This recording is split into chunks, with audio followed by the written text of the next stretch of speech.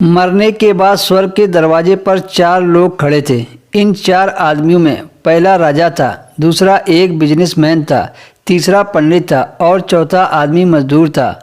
किसी को यह पता नहीं था कि कौन स्वर्ग के अंदर जा सकेगा और किसे लौटा दिया जाएगा। चारों स्वर्ग का दरवाज़ा खुलने का इंतज़ार कर रहे थे और आपस में बातें कर रहे थे कि मैं राजा हूँ, मैंने धरती पर अपना बहुत नाम कमाया है, इसलिए मैं आशा करता हूँ कि मैं ही स्वर्ग जाऊँगा।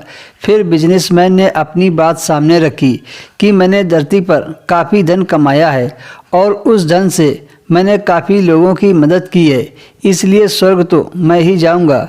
अब पंडित की बारी आई तो पंडित बोला, स्वर्ग के दरवाजे तो सिर्फ मेरे लिए ही खुलेंगे, क्योंकि सब जानते हैं कि पंडित दिन रात भगवान को याद करते हैं, इसलिए पंडित का स्वागत ही स्वर्ग में होगा। जब सबने अपनी अपनी बात बोल ली तो सब मजदूर के बोलने का इंतजार कर रहे थे, जो चुपचाप अपनी नज़रें झुकाए वहाँ पर खड़ा था। स्वर्ग का दरवाज़ा खुला और एक देवदूत आकर खड़ा हो गया। देवदूत के हाथ में एक किताब थी जिसमें उन चारों के कर्मों के बारे में लिखा था। देवदूत ने सबसे पहले राजा को अपने पास बुलाया और पूछा, तुम बताओ, तुमने अपने जीवन में क्या क्या अच्छे काम किए हैं। मैं इस पुस्तक में देखकर बताऊंगा कि तुम्हें स्वर्ग के अंदर जाना है या बाहर। राजा ने कहा, मेरा राज बहुत बड़ा था और मेरे राज के सभी लोग खुशहाल थे, सभी बड़े आनंद से रहते थे। मैंने उन्हें कभी भी किसी चीज़ की कमी नहीं होने दी, यही मेरे अच्छे कर्म हैं। देवदूत ने अपनी किताब में देखा और कहा, तुम सच बोलते हो, तुमने अपनी प्रजा को बहुत खुश रखा है, पर तुमने अपने राज की सीमा बढ़ाने के लिए जितने युद्ध किए, उन युद्ध की वजह से हजारों सैनिकों ने अपनी जान गंवाई। उन हजारों सैनिकों के परिवार दुख का कारण बने, जिसकी वजह तुम थे, इसलिए तुम स्वर्ग में नहीं आ सकते। अब बारी थी व्यापारी की। व्यापारी से जब देवदूत ने पूछा कि तुमने क्या अच्छे काम किए हैं, तब व्यापारी ने कहा, मैंने सैकड़ों लोगों को खाना खिलाया है, कई आश्रम में दान किया है, कई लोगों को रहने के लिए घर दिया है, यही मेरे अच्छे काम हैं। देवदूत ने फिर अपनी किताब में देखा और व्यापारी से कहा कि तुम भी सही कह रहे हो, तुमने बहुत दान धर्म किया है, लेकिन यह दान धर्म तुमने जिन पैसों से किया है, उन पैसों को कमाने के लिए ना जाने तुमने कितने झूठ बोले हैं और कितनी हेरा फेरी की है और कितनी मिलावटें की है, इसलिए तुम भी स्वर्ग में नहीं जा सकते।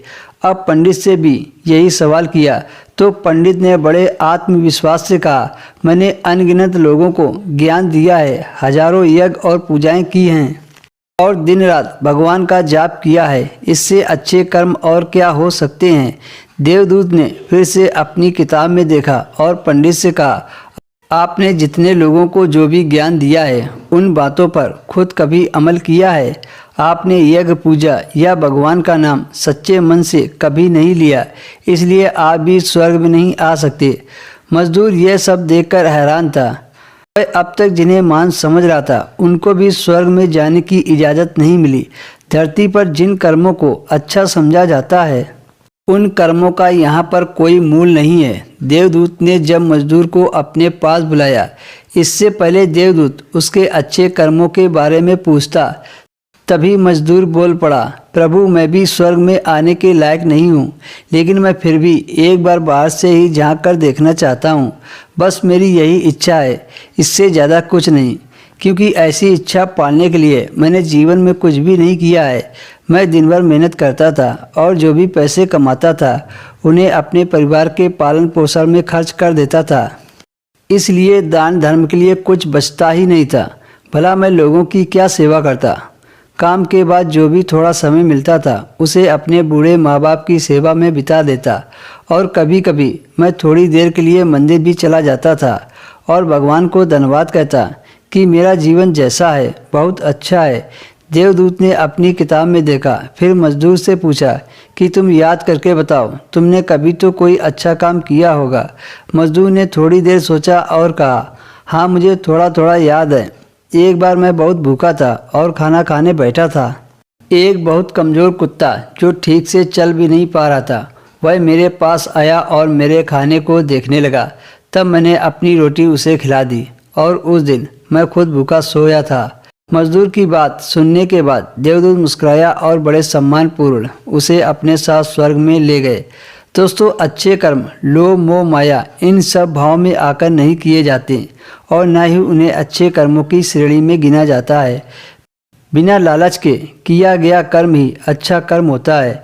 दोस्तों, वीडियो पसंद आया हो तो वीडियो को लाइक कर दें, शेयर कर दें और हमारे चैनल को भी सब्सक्राइब कर लें।